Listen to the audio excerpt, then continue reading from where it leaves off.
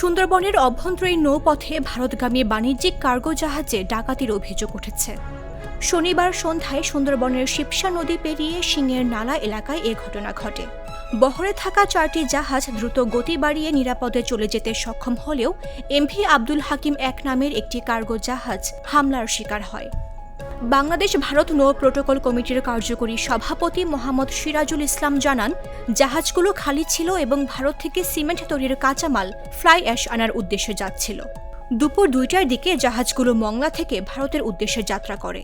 পাইকগাছা থানার অন্তর্গত সিংহের খালে ভিতরে ঢুকার মাত্র ডাকাত দল আসিয়া MB গারেহেরা 10, MB বয়রাতলা, MB Abdul Hakim, MB Aryan সালাম জাহাজগুলোকে ধাওয়া করতে থাকে। জাহাজের শ্রমিকদের 10-12টার মতো মোবাইল নিয়ে যায়, নগদ টাকা নিয়ে যায়। জাহাজের মাস্টার ব্রিজে মাস্টার আটকাইয়া আশ্রয় নিলে মাস্টার ব্রিজে ডাকাতজন 30 থেকে 40 রাউন্ড গুলি করে। তিনি জানান, শেখবাড়িয়া এলাকার পর শিবসা নদী পার হয়ে সিংহের নালা খালে ঢোকার পরপরই একটি ট্রলারে থাকা 10 থেকে 15 জনের সশস্ত্র দল জাহাজ বহরকে ধাওয়া করে। বহরের অন্য 4টি জাহাজ দ্রুত সরে যেতে পারলেও পেছনের এমভি হাকিম 1 জাহাজে হামলাকারীরা উঠে পড়ে। সশস্ত্র দলটি জাহাজে উঠেই নিচে থাকা কার্গোর স্টাফদের অস্ত্রের মুখে জিম্মি করে মারধর শুরু করে। বিষয়টি টের পেয়ে জাহাজের মাস্টার দ্রুত নিয়ন্ত্রণ কক্ষের সব গেট আটকে দেন।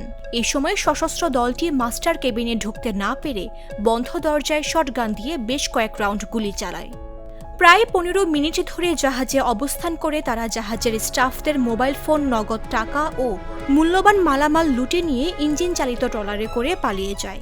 যদি আমাদের এই 1 সপ্তাহের ভিতরে আমাদের এই জানমালের নিরাপত্তা না দিতে পারে, তাহলে আমরা যে কোনো মুহূর্তে ডাক দেব যে ভারত বাংলাদেশ নৌ প্রোটোকলে কোনো জাহাজ চলাচল করবে না।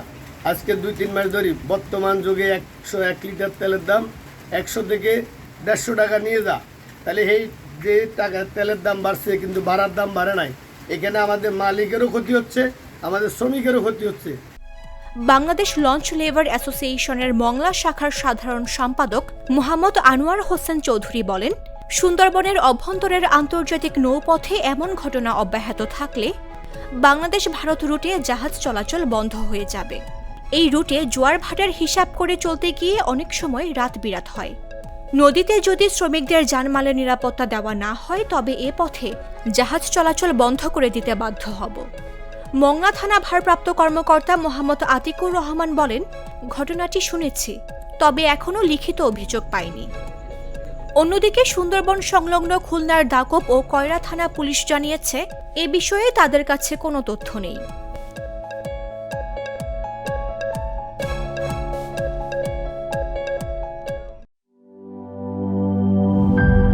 RFL SWR পাইপি মাপে যা বলে তাই দেয়। RFL SWR Pipe and Fittings।